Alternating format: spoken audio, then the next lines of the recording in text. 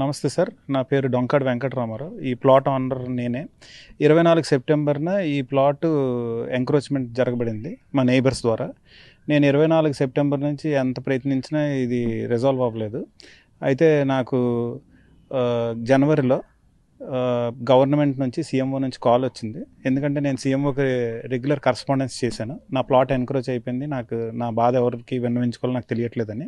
వెంటనే వాళ్ళు స్పందించి ఒకసారి రమ్మన్నారు. నేను వెళ్ళి పర్సనల్గా లోకేష్ గారిని కలిసి నా బాధను విన్నవించుకున్నాను. ఆయన విని I will take strict action అని చెప్పారు.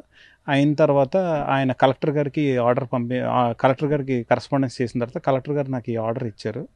ఈ ఆర్డర్ ఇచ్చిన తర్వాత లోకల్ ఎంఆర్ఓ గారు, next SI, deputy superintendent of police వచ్చి ఇందులో ఇన్వాల్వ్ అయ్యి వాళ్ళ దగ్గరుండి నా ల్యాండ్ సర్వే చేసి నాకు ఇప్పించారు.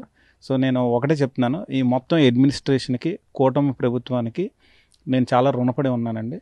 ఎందుకంటే చాలామంది లాస్ట్ టైం నా ఇష్యూ వచ్చినప్పుడు వీడియో కింద కమెంట్లు పెట్టారు. ఏమనంటే, నువ్వు కూటమి ప్రభుత్వం నమ్ముకున్నావు, చివరికి నీకు జరిగింది ఇదే అని. కానీ వాళ్ళందరికీ నేను ఒకటి చెప్పదలుచుకున్నాను, ఇదే కూటమి ప్రభుత్వంలో నాకు న్యాయం జరిగింది.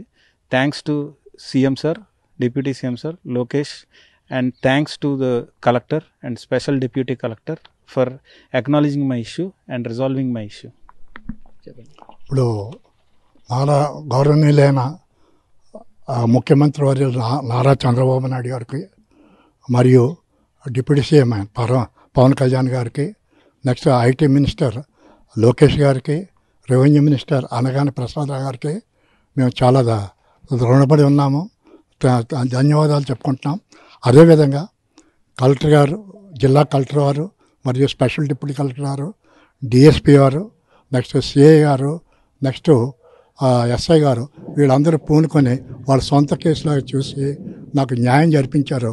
నేను చాలా హ్యాపీగా ఉన్నాను. ఒక చిన్న విషయం ఏంటంటే, నేను ఒక ఎంఆర్ఓ చేశాను. ఆ ఎంఆర్ఓ చేస్తే ఎన్నో ఇలాంటి ల్యాండ్స్ నేను ఎంక్రోచ్ని వికెట్ చేయించి బాధితులకి ఇచ్చేవాడిని. అలాంటిదే నా కొడుకుకే ఇలాగ అయిందంటే అందుకన్నా నేను ఏం చెప్పుకుంటాను చెప్పండి.